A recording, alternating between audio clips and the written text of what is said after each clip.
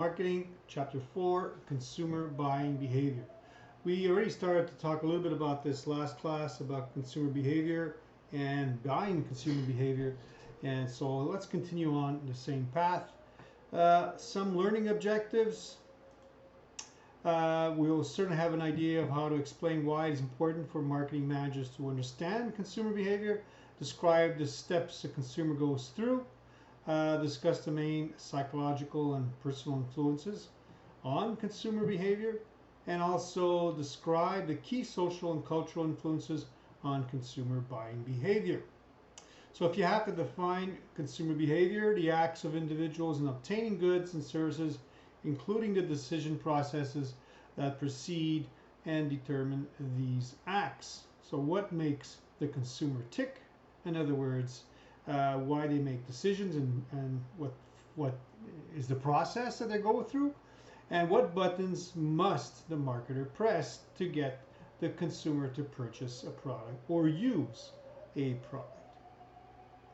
So if you look at the actual process, there's 5 steps: problem recognition, information search, evaluation of alternatives, purchase decision, and post-purchase evaluation, which more and more nowadays is the most important data that marketers look at, is the post-purchase evaluation. So information search, investigative activities conducted by a consumer once a problem or a need has been identified. So this is routine purchases require little time and minimal evaluation, but we always still have information search. More complex purchases require extensive time and significant evaluations. Generally, as the risk increases, the extent of the search for information increases. So let's say it's a Saturday night, you're at home, right? And all of a sudden you're hungry, right? So this is a scenario that you can think about to find some information on why and how what it is that you're going to eat. Okay. So consumer purchase decision continuum, right? Routine, consumer involvement from routine, which is low, all the way to complex decision, which is high. And these are some of the factors that will come into play, right? Time needed to make purchase decision, number of alternatives, also if there is a brand preference, purchase frequency, how often the purchase you make or you will make, the risk involved in buying or that product or using that product, and also the experience with product and product category. So then there's the evaluation of alternatives, right? Here a consumer will establish criteria against which various products are compared. An example of potential criteria for a new car might be nowadays, right, gas mileage, comfort, design, and price. You know, this criteria place various mix of cars in the consumer's evoked set. So the evoked set is a group of brands that a person would consider acceptable among competing brands. We all have, it's the same thing like you're buying running shoes, right? There's 2 or 3 brands that might always stick out for you, and those 2 or 3 brands is the evoked set. Now the evoked set is not the same for everybody. Even your best friend might not have, or a family member might not have the same evoked set.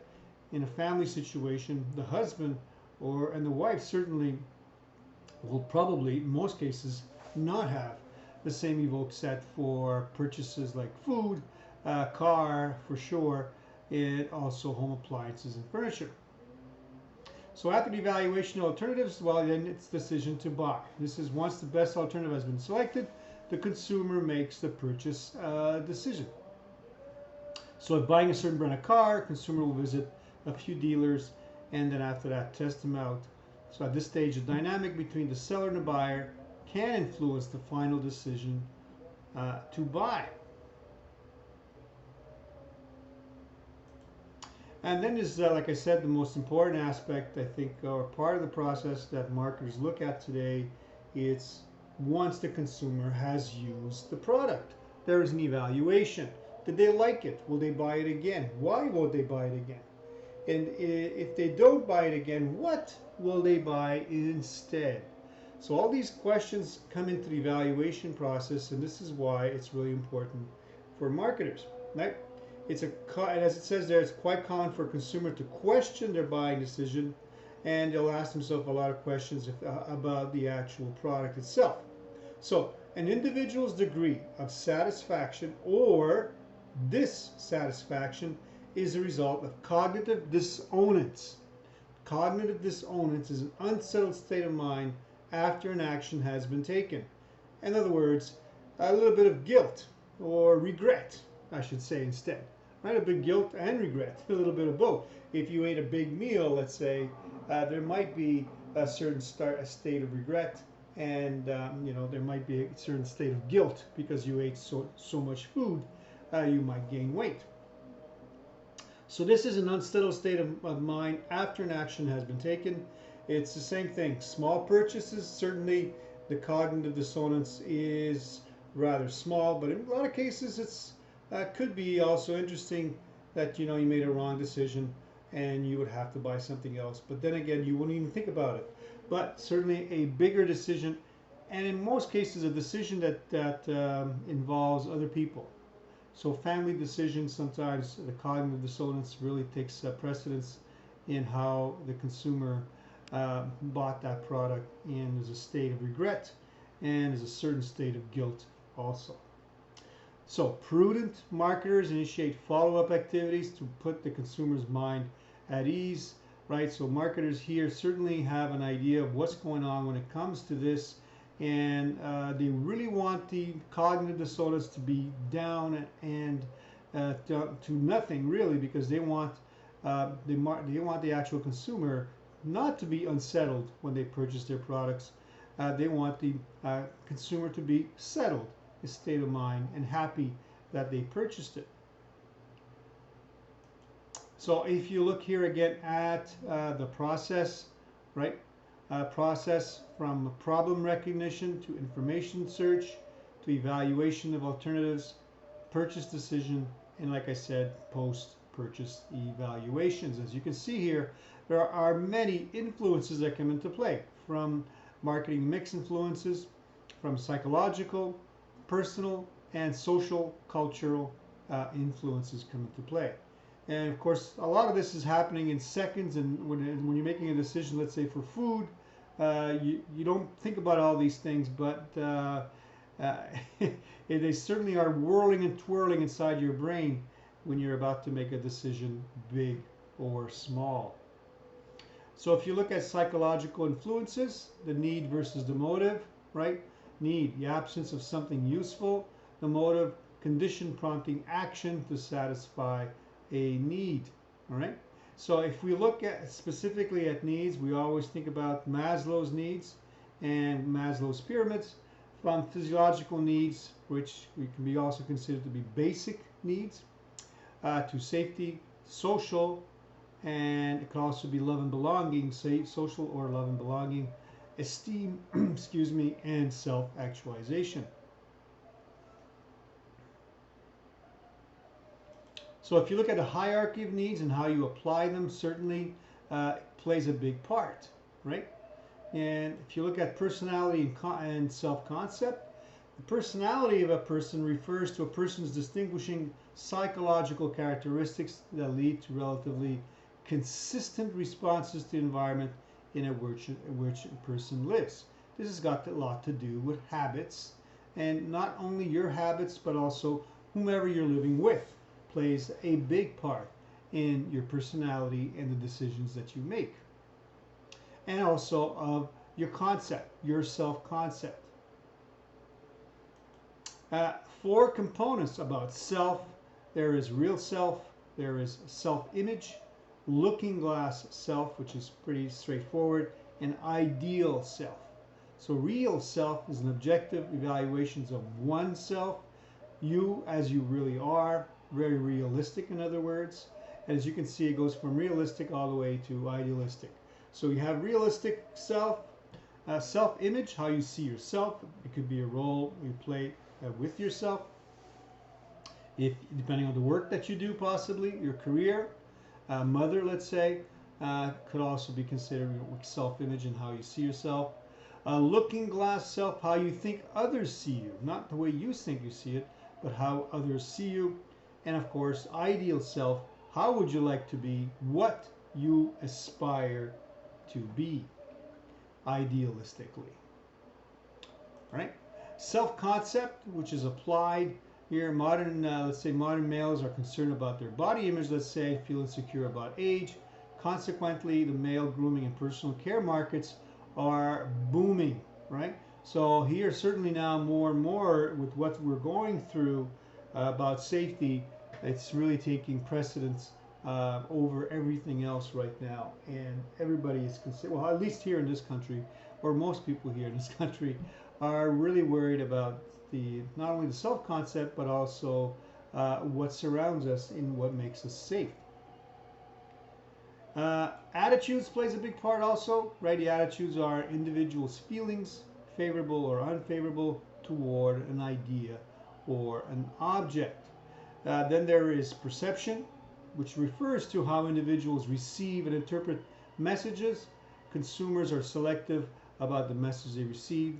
So from selective exposure to selective perception to selective retention. In other words, what you keep, right? And you can also test yourself this way. Right. Next one is personal influences, the lifestyle, age, and life cycle that you are in, technology, and economic situation. Really stems the whole personal influence. Without any economic situation, depending on what it is, good or bad, really influences the rest. Our lifestyle, a person's pattern of living expressed in terms of activities, interests, opinions, and values. So here, lifestyle segments, which are independent research companies, conduct surveys and place people in these segments.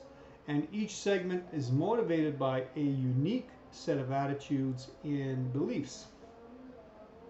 And if you have to apply lifestyle, marketing research determines the activities, interests, and opinions. When combined with demographic data, certain lifestyles emerge. Then there's age and life cycle theory. The life cycle theory is based on the needs of a family as its members progress through certain stages. Here's an example. The needs of a young working family with children are different from an older married couple with no children living at home. I can tell you that is really true. Marketers target by age and life cycle and devise strategies suited to particular stages. Right, next is technology. Here, technology is really changed the buying behavior. The internet and social media networks offer sometimes effective, sometimes not, efficient means to communicate directly with people, meaning that not everything you hear on the internet is true. In social media, it's more and more, unfortunately, false. So you have to be careful with that. Essential component of the marketing communications mix, certainly it's a big part today. And like I mentioned earlier, economic situation, the cyclical nature of the economy shapes purchase decisions depending on how well you're doing and how well the economy is doing around you, if it's in a recession, if it's inflation, or if it's booming. Nowadays, more and more people are talking about recession, but the state that the economy is in today has never been seen before, has never been witnessed before the way it is. You have a strong mixture today of social media playing a big part in the economy. Also, people being able to work on their own and make money plays a big part. There's a lot more startups today than ever. And of course, this pandemic has thrown everything into some kind of wrench where we've never seen this before. The stock market is still doing well overall. The economy, even when you hear of 12% unemployment, which is unheard of in our times, absolutely unheard of, and still companies are making lots and lots of money, which is kind of unbelievable, but this is what's happening today. Then there's social influences, right? And this embrace reference groups, family, and social characteristics, social class characteristics. You have reference groups, a group of people with a common interest that influences the members' attitudes and behavior. Family, members of a family think and act as individuals, and the decisions they make can influence household purchases. Social class, people find themselves in groups based on similar values, lifestyles, and social history. The next one, very easily, is family, right? The members of a family think and act as individuals, and the decisions they make can influence household purchases. Like I said before, right, the husband and the wife certainly are not thinking about certain things at the same time and will be influenced differently. Then again, this is true, but there is always commonality in a family where I think the decisions are made sometimes a lot easier for the good of the family. Right? We'll skip this one. And next is cultural influences, right? Cultural refers to behavior learned from external sources that influences the formation of value systems that hold strong sway over every individual. We talked about this, about the generations, which plays a huge part. Gen X, boomers, and there's always a subculture of that plays a big part. Marketing strategies must be tailored to the unique needs of the different groups. Last and least, or not least, I should say, a little joke there, didn't work. Regional influence, location, culture have an influence on attitudes and values. As I showed you in the demographics of Canada in the last chapter, how diverse our country is, but how vast it is, and how language plays a part, but certainly the size of our country and the low population and dispersed low population plays a very big part. It certainly is helping us through this pandemic that we're going through today versus other countries where there's no dispersed, unfortunately, population. The country is a lot smaller and people are closer together. We have that richness today, if you want to call it that, where we do have a lot of space that surrounds us in our personal space compared to other countries. We probably have the highest space individually in any country in the world. There's only one country that's bigger than us, I would think, which is Russia. They have about 100 million people. We have 35, 36. China is a big country, but we all know what their population is. India is a big country, and there again is the same. And those are the bigger countries. And if you look at the United States, which is smaller than Canada for sure, but they have 10 times the population we do. So this plays a big part. And here we do have language. Here in Quebec, it plays a big part. We talked about that last time. And also the significance of the differences dictates the need for unique regional marketing strategies. Yes, that's for sure. That's for more. That's pretty clear here on the island of Montreal. Great, thank you, and that's it for chapter 4.